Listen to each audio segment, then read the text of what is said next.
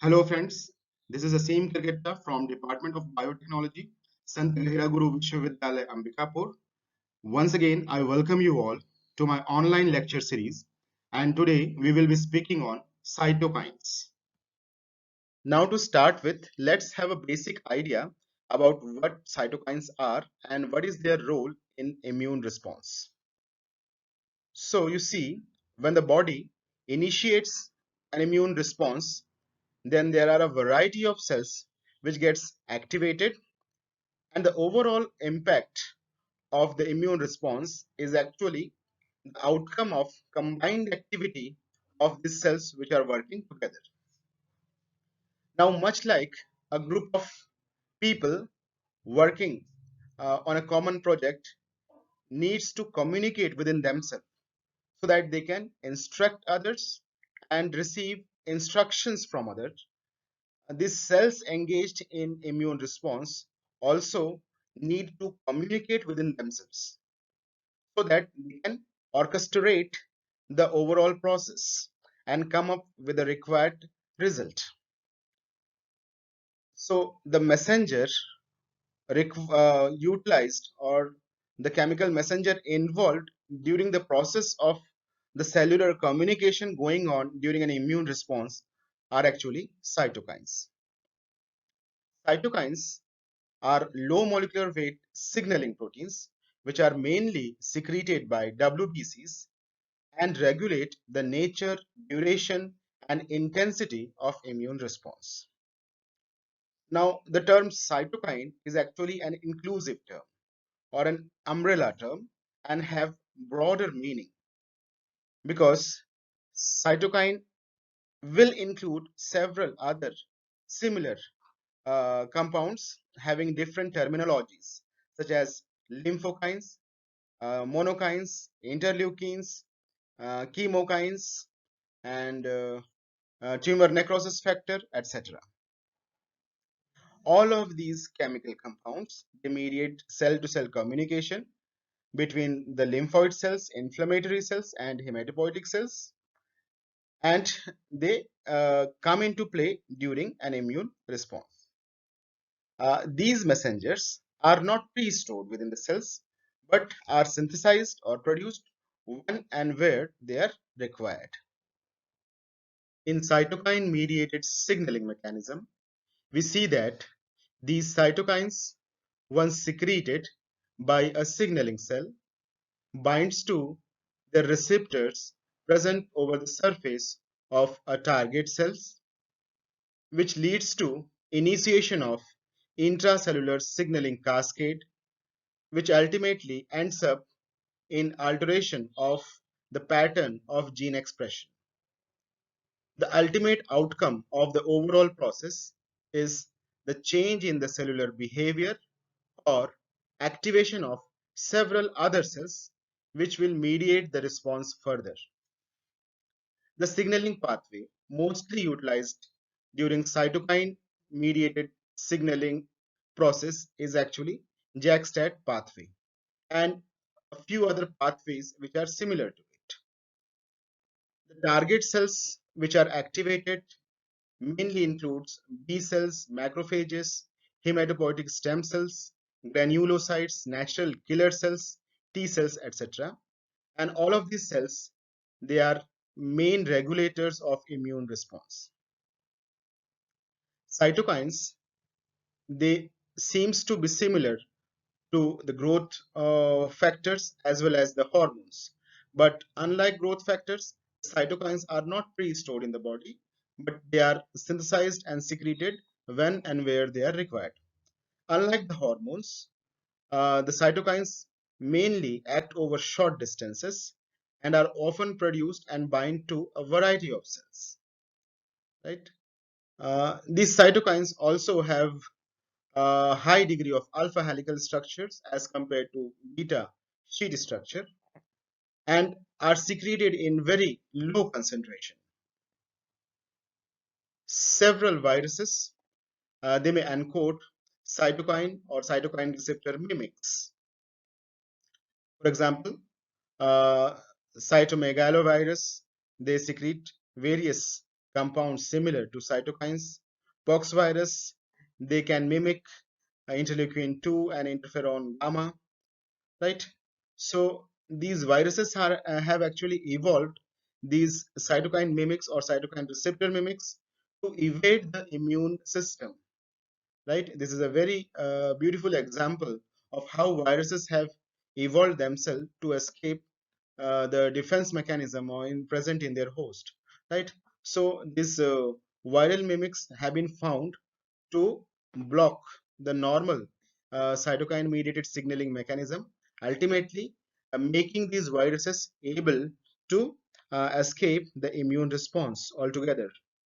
This slide shows the induction and mode of action of cytokines.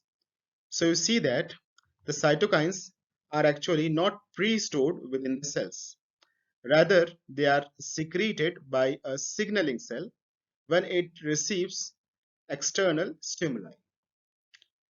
The stimuli are a result of changes in cellular environment, mainly due to infection or tissue damages. Once secreted, the cytokine bind to the receptor present over the surface of target cells, which is mostly a cell in the vicinity of the signaling cell. The binding of the cytokine with its receptor results in initiation of intracellular signaling cascade, which leads to changes in the pattern of gene expression, alteration of gene expression, which leads to synthesis of several proteins which will mediate the biological effect. The biological effect may be very different. For example, the expression of several receptor on this target cell on this target cell itself may be biological effect, or activation of several other cells which will further mediate the immune response is also a type of biological effect. So once target cells activated, it will further secrete certain chemical compounds which will mediate the biological effect, very diverse biological effect. Now you can see the mode of action of cytokines. It may be autocrine. In autocrine, you see the signaling cell itself is the target cell.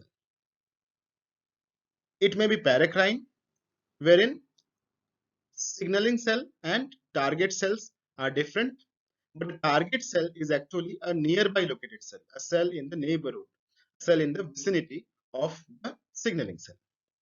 In endocrine action, the cytokines, they are liberated in the blood circulation and travel distant location and affect distantly located cells.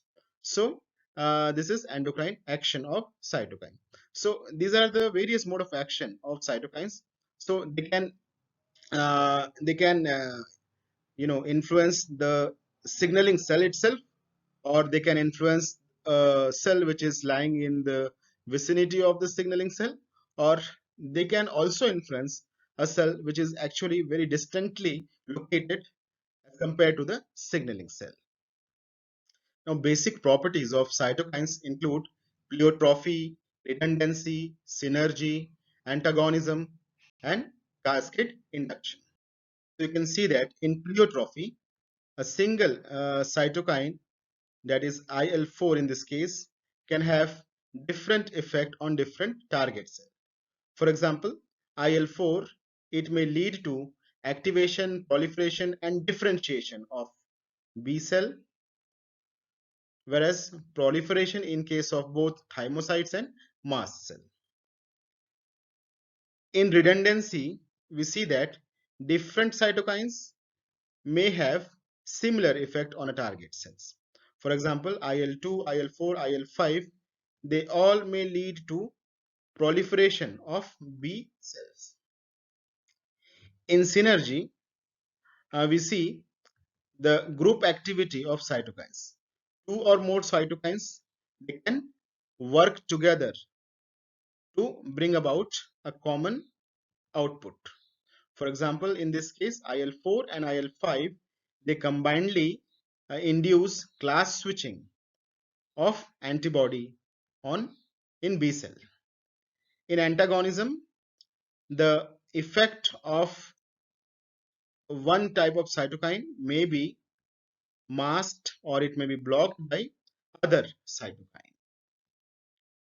In cascade induction, we see the cytokines after being released by a target cell, they activate other cells and leads to secretion of other cytokines in a series of activation. You see, the cells, they get activated, secrete cytokines, which binds with other cells, which again gets activated and secretes several other cytokines, which will again bind to various other cells, and again making them to secrete various other different types of cytokines, right?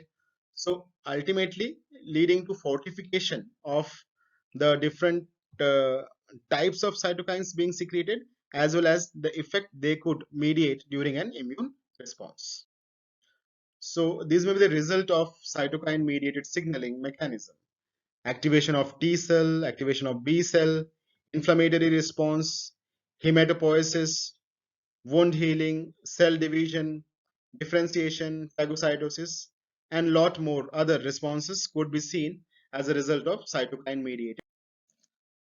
So the five major families of cytokines are hematopoietin family, interferon family, interleukin family, cytokine family, and tumor necrosis factor family. So this classification is basically on the basis of the function of cytokines. There could be classifications on the basis of the receptors the cytokines binds to, or on the basis of the structure of the cytokines. Hematopoietin family of cytokines. Hematopoietin cytokines are large family of essentially extracellular ligands which have profound effect on the process of hematopoiesis. Hematopoiesis takes place within the bone marrow of long bone and is responsible for the production of all the cell types of blood and lymphatic system.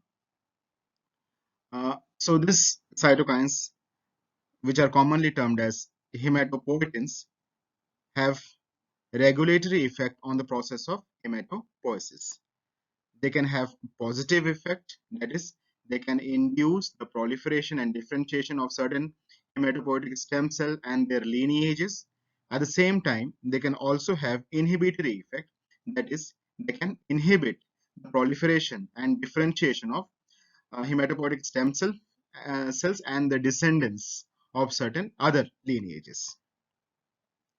Uh, these include granulocyte monocyte colony stimulating factor, granulocyte colony stimulating factor, that is GCSF, monocyte colony stimulating factor, that is MCSF, several of the interleukins, erythropoietins, and thrombopoietins. Many of the cytokines belonging to hematopoietin family may also act as modulator of hematopoiesis, such as JAG1 ligand, transforming growth factor beta ligand, and tumor necrosis factor alpha ligand, etc. These may act as modulators of hematopoiesis. So this table shows several of the hematopoietins and their functions in regulating hematopoiesis. For example, erythropoietin, it is mainly responsible for the production of red blood cells, that is erythrocytes or RBCs. Thrombopoietin, it regulates platelet production and stimulates megakaryocytes with IL-3 and SCF. Then you see granulocyte macrophage colony stimulating factor. It stimulate diverse set of granulocyte and macrophages for further differentiation. And then you have several interleukins which have profound effect on proliferation of T cells, also B cells, and granulocyte, macrophage, eosinophils, megakaryocytes, erythrocytes, etc. Then we have leukemia inhibitory factors. It is mainly involved in differentiation and suppression of uh, clonogenicity of leukemic cells. So altogether, you can see that the cytokines belonging to hematopoietin family, they have their role in uh, regulating the hematopoiesis. They can be narrow range in their action, that is, they can be affecting just a few cell lineages or just a few cells of a given lineage, or they can also have broad spectrum, that is, they can stimulate, they can affect many lineages or many cells belonging to different lineages. Then we have got interleukins. These interleukins are the cytokines which were first found to be expressed or were first reported within leukocytes.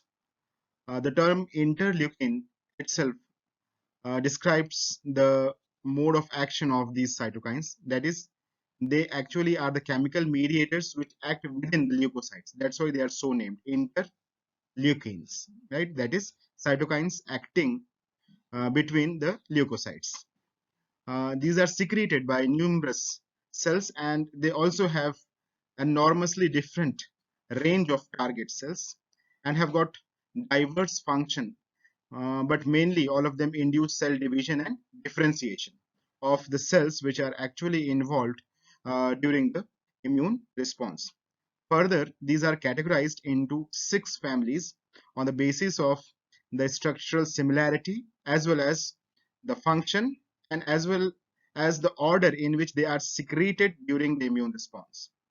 For example, interleukin 1 family, uh, also known as pro-inflammatory, that is, these are secreted during the early phases of immune response, and it also includes several interleukins such as IL-1A, IL-1B, IL-1RA, etc.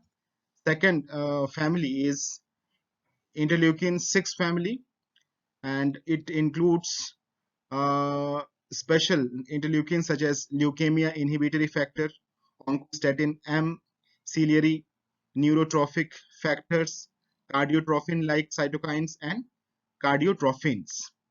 Then interleukin 10 family, it also includes cytokines such as IL-10, IL-19, 20, 22, 24, 26, 28A, 28B, 29, etc. Then IL-12 family, they are main players in regulating T cell response, and IL-17 family. Then finally, we have a common gamma chain family, which includes IL-2, IL-4, IL-7, IL-9, IL-15, and IL-21. Interferon family of cytokines. These cytokines are collectively called as antiviral proteins and are secreted during the viral infection, early phases of viral infection, and they induce a localized antiviral state within the non-virus infected cells. They are named after their ability to interfere with virus replication within the host cell and may be classified as type 1, type 2, and type 3 interferons. The chemokine family of cytokines. The chemokines are actually a family of small cytokines which are structurally and functionally related. These bind to cell surface receptors and induce the movement of leukocyte up a concentration gradient towards the chemokine source. That is, these cytokine basically induces chemotactic movement or chemotaxis of leukocytes, and hence these are also referred to as chemoattractants. The ultimate outcome of these cytokine is the over concentration of the leukocytes at the site of injury or at the site of infection or at the target site for that matter, so that uh, more and more different types of cells may be recruited as and when required during this emergency situation, ultimately leading to clearing of the infection or neutralization of the toxin or wound healing. Again, these are further subdivided into four categories. The C chemokine. These chemokines have one N-terminal cysteine residue and one cysteine residue downstream. The CC chemokine, these are also known as the beta chemokine and have two adjacent C-terminus cysteine residues. The CXC cysteine, the CXC chemokines, also known as alpha chemokines, these are having two conserved cysteine residues at the N-terminal region, which are separated by any one of the amino acids in between them. This X, it represents any of the amino acids other than cysteine. Then CX3 C chemokines. These are the chemokines which are having two conserved cysteine residues which are separated by any three of the other amino acid residues. These are also called as adhesion molecules. So you can see the different types of chemokines. The C chemokines, the CC chemokines, the CXC chemokine. You see, the CXC chemokine is having one amino acid residue other than the cysteine residue in its N terminal. Then CX3C chemokines. These chemokines have three amino acids other than the two conserved cysteine residues at their N terminus. Uh, Now, finally, tumor necrosis factor family of cytokines. These are also known as cachectins and lymphotoxins. These may have beneficial as well as potentially harmful effects on the target cells. These mediate cytotoxic and inflammatory reactions. These are the important chemical mediators which are secreted during the acute inflammation and are responsible for recruiting neutrophils and macrophages at the site of infection or the target site um, by stimulating the endothelial cells to produce adhesion molecules such as CX3C cytokines. The two major cytokines of this family are TNF alpha, that is tumor necrosis factor alpha, and tumor necrosis factor beta. The signaling mechanism through these cytokines involve nuclear factor kappa beta and C-Jun and terminal kinases. And the signaling mechanism is slightly different than the JAK-STAT signaling mechanism followed by cytokines of other family. So this slide shows the cytokine network during the immune response. You can see that plenty of cytokines are secreted by variety of cells such as B cells, macrophages, T cells, neutrophils, basophils, eosinophils, mast cells, etc. And these cytokines have a very varied interconnected role to play. They are secreted by one cells, they affect others cells, which in turn secrete several other cytokines which have effects on several other target cells. As a result, the target cells again secrete several other cytokines, which again activate several other target cells, again leading them to secrete several target cells, which may affect the initial signaling cells, or which may also affect several other cells. So this way, the overall cytokine network is very complex. The cytokines are being continuously secreted by several cells during the inflammatory response, and in turn they activate the target cells, which again further fortify the cytokine level during the immune response, ultimately recruiting ultimately making this network to recruit as many as cells at the site of infection or at the target site, and to exploit the potential of all the different cells to take care of the emergency situation that has arisen. Now, the families of cytokine receptors. Equally important are the receptors of cytokines, because unless the cytokine binds to the receptor, no cellular response could be seen, right? So receptors of cytokines are actually structurally diverse transmembrane glycoproteins, and these may belong to one of the following five families. First is the immunoglobulin superfamily of receptor. Then class 1, family of cytokine receptors. These are also known as hematopoietin receptor family because they act as receptors for hematopoietins. Then class 2 cytokine receptor family, also known as interferon receptor family, because they mainly act as receptors for the interferons. Then TNF receptor family and chemokine receptor families. One thing I want to make clear is that these cytokine receptors have very high affinity towards the cytokine they are binding to, and that's why they can bind to the cytokines only even in trace amount, only in picomolar quantities as they are secreted during the immune response. Now let us see immunoglobulin superfamily of cytokine receptors. These are so named because they actually belong to a large family of protein which is known as immunoglobulin superfamily.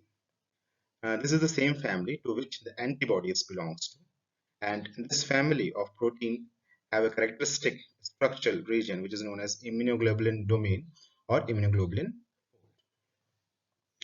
Now, the proteins belonging to this superfamily are actually transmembrane protein, mainly acting as receptors for several ligands.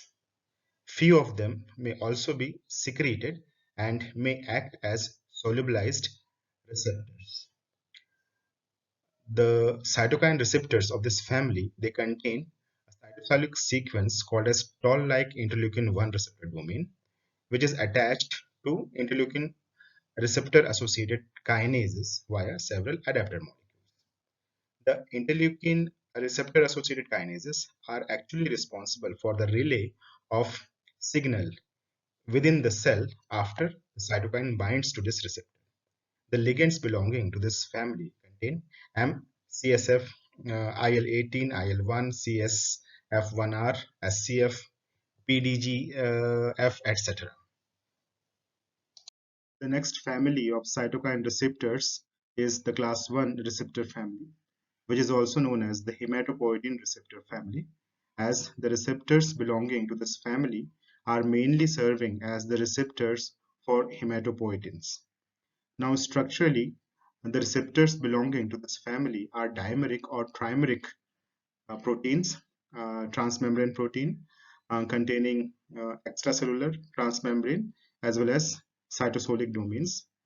All of the receptors belonging to this family contain 4 conserved cysteine residues as well as a conserved duplet of tryptin serine sequence, which is separated by an anonymous amino acid residue in the extracellular domain.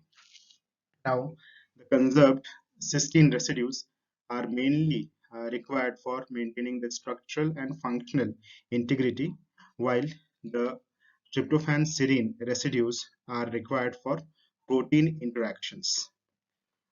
This family of receptors have got separate ligand binding subunit, which is the alpha subunit, while separate signal transducing beta subunits.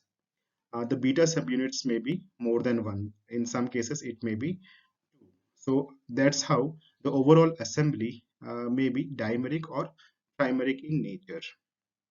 Now, the beta subunit may engage with different enzyme on the cytoplasmic side of the receptor, leading to the diversity in the signaling pathway. This family is again subdivided into 3 family: the GM-CSF family, the interleukin-2 family, and the IL-6 family of receptors on the basis of type of signal transducing subunits present. We'll see in next slide.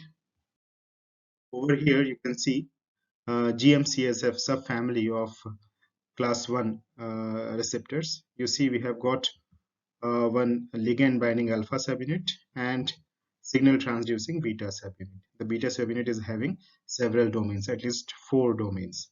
So that is the overall arrangement for GM-CSF. It was named as GM-CSF receptor family because it was originally found to serve as receptor for GM-CSF ligand. And then we have got common gamma chain subfamily of class 1 receptor.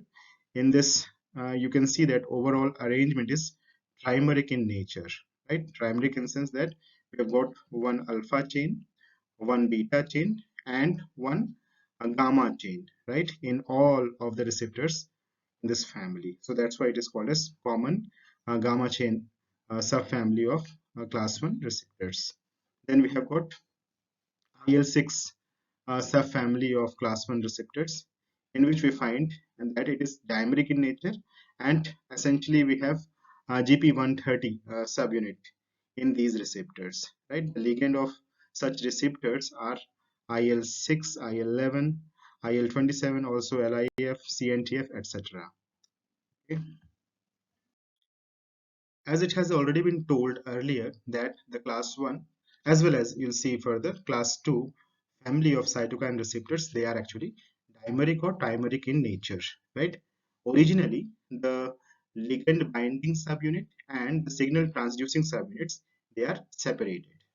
Now what happens, the binding of ligand to the ligand binding subunit, it promotes the association of ligand binding subunit as well as the signal transducing subunit, right? Now once the association is complete, the complete receptor unit so formed is having high affinity for the ligand, extracellular ligand, that are cytokines.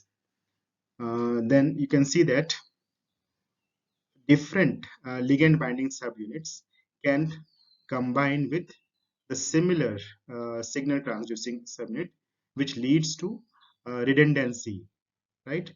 And similar response, even though different ligands have bound originally, but right, you see there are different ligands, but this ligand binding subunit has associated with the same or similar or identical type of signal transducing subunit. That's why the end result of these three ligand in this case would be same. That is, this is the reason behind redundancy.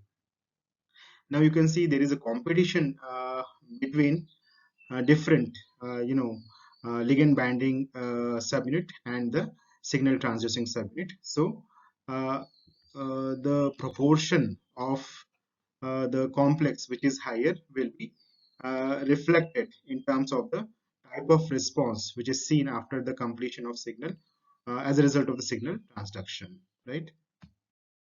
Now there can be three forms of interleukin 2 receptors, right? This is the first form, this is the dimeric form, and this is the trimeric form, right? Now you can see the affinity of the receptor for interleukin is varying in the three case, right? It is minimum in the first, in this case, in proper, intermediate in this case, where the beta subunit has actually associated with one gamma chain, and it is highest in this middle type of receptor, because you see here the ligand binding subunit has actually associated with the beta subunit as well as the gamma chain, so making it a complete trimer, and which is actually having the highest affinity for interleukin 2. Okay, so you can see that the binding of the ligand to the ligand binding subunit promotes its binding with other subunits, mainly the beta as well as gamma subunit, okay, and helps the receptor to transduce the signal further. Up next is class 2 cytokine receptor family. The receptors belonging to this family are more or less similar to the receptors belonging to class 1 receptor family in terms of the overall arrangement of the receptor, structural arrangement of the receptor, as well as the mode of signaling. Now, like class 1 cytokine receptors, these also have extracellular domains with conserved cysteine residues, whereas the tryptophan serine motif is actually absent. Now, these serve as receptor for interferons. Several conserved intracellular sequence motifs have been described, which serves as site for intercellular effector protein JAK and STAT. The three original ligands which had been described for these receptors are interferon alpha, beta, and gamma, and later on IL-10 and IL-22 were also found to act as ligands for these receptors. tumor necrosis factor receptor family. These are so named because they have been reported originally to serve as receptors for tumor necrosis factors, alpha, beta, or gamma. However, later on have been found to act as receptors for several other types of ligands. Now, they are archetypical of type 1, type 2 receptors in terms of the structural similarity it shares with class 1, class 2 receptors, as it is also having cysteine-rich domains in the extracellular region, transmembrane domain, as well as an intracellular domain. The receptor itself can be membrane bound or it may be free. Similarly, the ligand of the receptor may be membrane bound or may be free. Now, binding of the receptor with the ligand leads to a signaling cascade which may lead to survival or death of the responding cell. Now this slide shows a model of signaling through tumor necrosis factor receptor 1. Now you see that previously, before the binding of ligand, there were three separate subunits of the receptor, right? Three separate subunit. Now after the receptor binds to the ligand, that is tumor necrosis factor, in this case solubilized tumor necrosis factor, it associates into a complex of receptors, right? Bringing about change in the cytoplasmic domain or cytosolic domain, right? Which leads to the association of tumor necrosis factor receptor associated death domain, right? Tumor necrosis factor associated death domain, and this adapter actually will be recruiting several other factors and protein complexes, ultimately resulting in either survival or the death of the signaling cell or the responding cells. Now, most of the students may feel that the ultimate end of this signaling pathway will be the death of the responding cell. However, it is not the case, as in most of the cases, especially in T cells, you will find that the signaling through these receptors may lead to the proliferation and differentiation of the responding cells. Okay. Finally, the chemokine receptor family. These receptors actually bind with the chemokines, that is the chemoattractants, and are responsible for recruiting a lot many cells at the site of infection or at the injured sites. Now, these are serpentine G protein coupled receptors. Serpentine because the receptor protein pass multiple times through the membrane, and towards the cytosolic site, it may associate with the trimeric G protein. The receptor protein have the extracellular, transmembrane, and the intracellular domain. So this is the serpentine receptor. Serpentine because like snake, it has passed to and fro from the membrane. This is the extracellular domain of the receptor which binds to the ligand, that is chemokine, and these are the intracellular or the cytosolic domains, right? Now the cytosolic domain of the receptor associate with trimeric G protein, right? Actually, the binding of the ligand towards the extracellular region or to the extracellular domain brings about conformational changes within the receptor, which leads to extension of this cytosolic domain and its interaction with trimeric G protein. After the interaction, the trimeric G protein dissociates into alpha and beta gamma subunit. This beta gamma subunit further mediates intracellular signaling pathway, right, by recruiting various effector enzymes. Okay, and depending upon type of effector enzyme recruited, there may be different types of response, especially bringing the cells at the site of injury, at the site of action in specific. Cytokine receptor mediated signaling. Now you see that majority of the cytokine receptors, they belong to class 1 or class 2 family of receptors, and hence the signaling will be mediated via JAK-STAT pathway. JAK stands for Janus kinase, whereas STAT stands for signal transducer and activator of transcription. Now what happens? Binding of the cytokines towards the extracellular domain of the receptor brings about conformational change within the cytosolic domain of the receptor and leads to the activation of JAK, that is Janus kinase. Now, activated JAK phosphorylates specific tyrosine residues on the cytosolic domain of the receptor, which creates docking site for STAT. STAT in turn gets phosphorylated and dimerizes, leaves the docking site and enters the nucleus and initiates transcription of several genes. The gene products are actually the effector proteins, which brings about specific changes in the behavior of the responding cell. SOCs, that is suppressor of cytokine signaling, may associate with the receptor and the signaling protein, leading to the degradation and the cease of signaling pathway. You see, this was originally the receptor in question.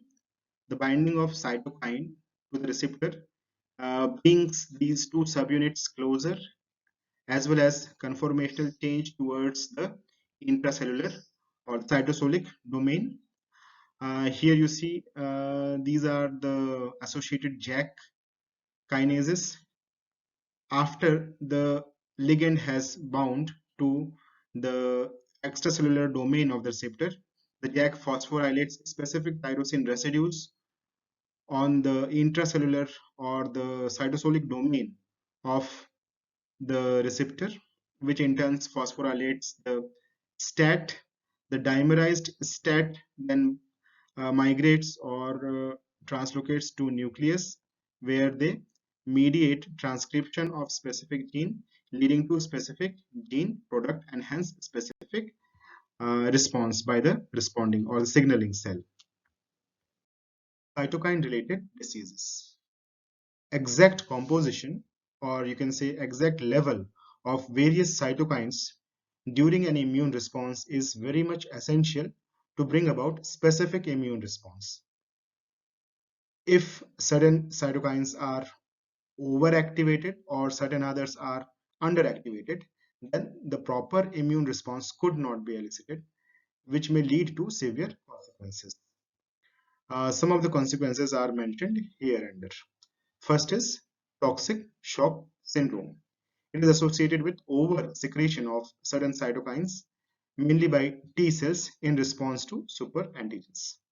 Actually, superantigens cross-link the MSC molecules present over the presenting cells and the T cell receptors, cause of which the T cells gets overactivated for a prolonged period. And during this period, they keep on secreting cytokines, and this lead to toxic shock syndrome. Because in this case, activated T helper cells will be secreting more and more cytokine, which in turn will be activating more and more TC cells, which differentiate into cytotoxic T lymphocytes and may bring the damage to the body's own cells. Second is bacterial septic syndrome. Certain endotoxins produced especially by gram-negative bacteria stimulates overproduction of certain cytokines. For example, interleukin-1 and tumor necrosis factor alpha. So, cause of these cytokines which are overproduced during certain bacterial infections, they may lead to unnecessary immune responses in which the body's own component may be affected.